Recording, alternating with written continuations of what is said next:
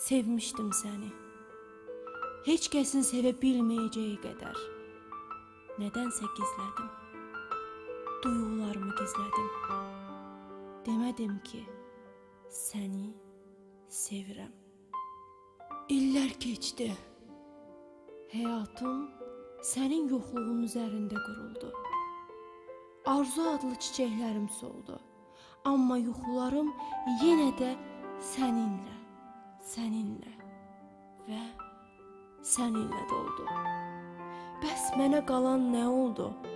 Sənsizlik, solan çiçəklərim və surətin. Surətindən doğan hüzün və kədər. Sevmişdim səni. Ölümü sevdiyim qədər. Kədəri sevdiyim qədər.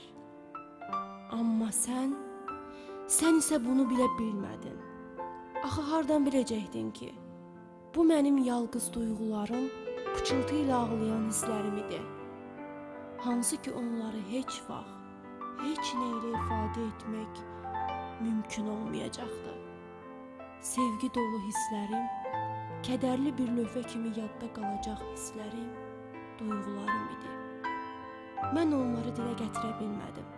Cəsarətim çatmadı. Sənə deyə bilmədim ki, sevmişdim səni.